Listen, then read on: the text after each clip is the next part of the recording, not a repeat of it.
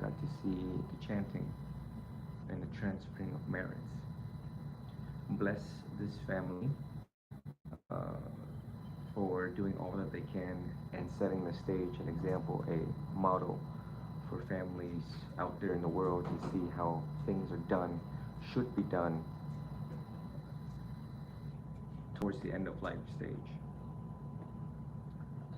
Ideally, two things if you are Buddhist, and most importantly, if you are Theravadan Buddhist, that towards the end of one's life, you know, in your life, you should always try to detach, um, so that at the moment, before the moment of death, you're able to let go of everything. No attachment to people, places, or things, and particularly people, sons, daughters, and so on. However, sometimes people get caught up in life and they don't have the opportunity to work. That they work so much that they don't get a chance to practice meditation, hear Dhamma, the teachings of the Buddha. So they never got a chance to effectively learn how to let go, detachment process. Two things to reflect in this lifetime is, would we rather be or to have? Would we rather to have more or to be more at peace, and the trade-off in between? What does that mean? What are we willing to trade in this lifetime? Time or money? And I just want everyone to think about your own life in regards to, you see, so we get all caught up, right? The American dream, the White House, the white car, the white picket fence. And so we buy the car, the house, we get all wrapped up into the attachment of that, and then it enslaves us. How does it enslave us? It robs us of our time, because you have to continue working and make ends meet to keep the bills coming along. But something has to give. You're materially wealthy, but you don't have the time to practice, the time for your religion, the time for your philosophy. May it be Catholic, may it be Buddhist, may it be being other types of religions in the world, Hindu, perhaps. So therefore, a wise person tried to adopt the middle way of, yes, the Buddha did encourage you all to be wealthy, indeed. However, we also have to caution ourselves to also do as much good as we can, learning to give more and take less. To the affected family here, blessed them who started off as Buddhists and maintained that Buddhism through time. As a direct result of that, they're practicing Buddhist now towards the end of life. And it's beautiful to see giving more and taking less towards the end of life.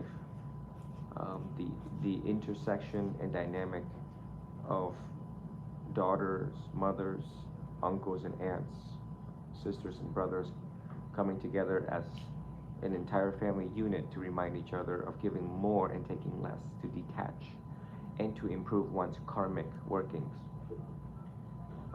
The karmic working is what is very important here, to alleviate one's mental pain and suffering by and through the quick alleviation of that by the expression of generosity. When a monk comes, he chants to remind them of letting go. He chants to remind them of taking refuge of the Buddha, the Dhamma, and the Sangha. Very profound. Blessed are those who get to hear Dhamma and to hear the words of the Buddha towards this stage of their life where they still have the ability to hear, to internalize, to reflect, to contemplate. And you know what? That's all is needed. The application of effective Dhamma into their IV bloodstream. And when she's ready, at that last breath, she internalizes the word impermanence and lets everything go. Perhaps this woman elder woman, a mother, can achieve arahantship, letting go of the three poison: greed, anger, ignorance. And so, that's the importance of monks coming in while people are still alive. My grandmother did not pass away after the chant she did. So there were some hope of letting go.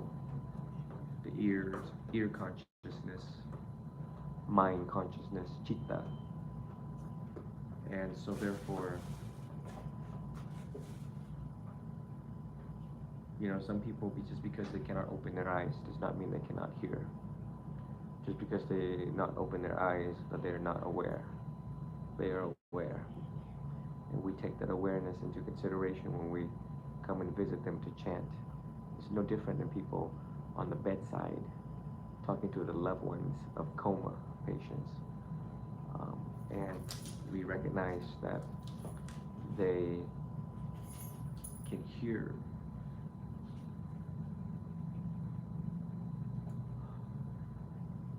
And sometimes you do have miracles, right? Where they do clench the fingers of their loved ones. How beautiful that is, right? To have those stories circulate, empirical stories of, I thought he couldn't hear me. I thought he didn't know. But when I spoke to him, spoke to her, she knows, one which knows. A Buddha is one which knows. And then he clenched my hands, and she clenched my hands. And that's hope of that person hearing, understanding, knowing. However, in this particular case, she is aware and alert, and that she is mentally intact. So she has a higher chance of nirvana, a higher chance of reaching the ultimate bliss of happiness, internal joy, happiness, freedom, and most importantly, liberation. And it brings joy to the monk, no different than it brings joy to the family, knowing that the possibility of her reaching enlightenment is high, because we reach her in moments of awareness, alert, awake, conscious, and breathing normally.